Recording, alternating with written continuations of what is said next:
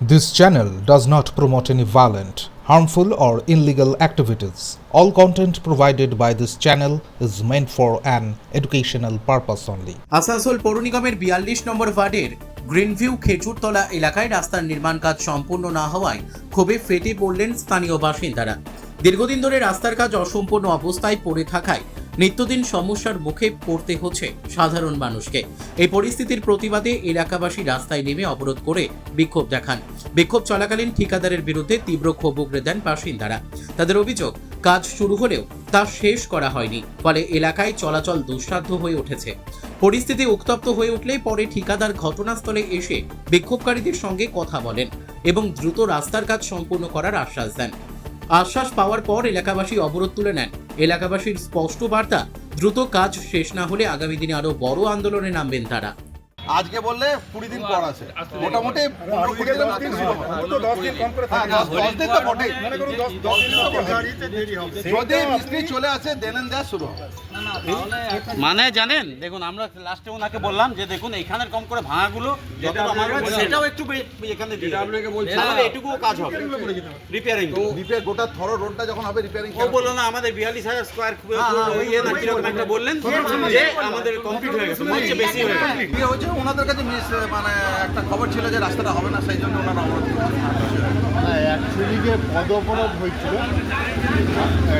তারপরে যে আপনারা এসেছেন বা মাপজোক করেছেন। না, আমরা মাপজোক আমাদের আগে থেকেই চলছে, যতটা কাজ হয়েছে তারপরে আমরা জানতে পারলাম যে ওনারা অবরোধ করেছিল। মানে কেন? হ্যাঁ, মিসআন্ডারস্ট্যান্ডিং একটা হয়েছে, কারোর কাছে খবর ছিল যে রাস্তাটা হবে কতটা এখানে শেষ হয়ে যাবে। আচ্ছা, ওনারা যে যেটা বলছিল আপনাদের কেউ ওনাদের আমি তো জানি না আমাদের কে বলছে।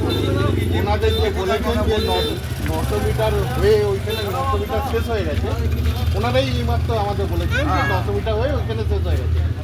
900 মিটার তো ওইখানে শেষ হয়নি। না না না, পরবর্তীকালে এরপরে ঈদের পরে এই কাজটা আরও শুরু হবে। 110 মিটার বাকি আছে। আমরা এখানে আমাদের আমরা রাস্তায় বসেছি। আমাদের এই যে খেজুরতে এই যে একটা রাস্তা স্যাংশন হয়েছিল 19/1-এ। আচ্ছা, 19/1-2026-এ এই রাস্তাটা স্যাংশন হয়েছিল খেজুরতলা মোড় থেকে ময়দাকল মোড় 900 মিটার রাস্তা। ওয়ারে রাস্তাটা ময়দাকল মোড় থেকে শুরু হয়েছে। ময়দাকল রাস্তা থেকে ওখান থেকে ঢালাই হতে হতে হতে আমাদের দুর্গা মন্দিরের যে কালভার্ট আছে তার আগে পর্যন্ত ওখানে রাস্তাটা হয়ে এখানকার যারা মিস্ত্রির কাজ করছে তারা ওখান থেকে যে বললেন যে আর মঞ্চ হবে না। আরে এক ভদ্রলোক এসছেন, তার নাম আমরা ওইভাবে করে জানি না, তিনিও এসে বলে গেলেন না যতটা মিটার এই যে রাস্তা করা ছিল আমাদের অর্ডার ছিল তত মিটার রাস্তা হয়ে গেছে আর এই রাস্তাটা আর করা যাবে না। আমরা গতকাল এখানে আমাদেরই একজন আমাদের পাড়া থেকে এখানে বড় অফিসের ইঞ্জিনিয়ারকে ওখানে ফোন করা হয়েছিল, তেনাকে জিজ্ঞেস করলেন, উনি বলেন এই রাস্তাটার ব্যাপারে আমি কোনো কিছু জানি না।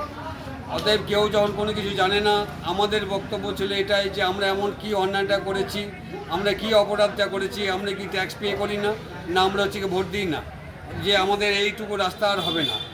তারই এই দাবিতে আমরা হচ্ছে কি আমাদের এখানকার সমস্ত মা বোনেরা সকলে এসে এখানে রাস্তায় বসেছিলেন এখানে করার জন্য। যাই হোক, এখন উনি তার কারণে আপনারা পথ অবরোধ করেছেন, কিন্তু এখন এই অবরোধ কী কারণে তুলে দিলেন?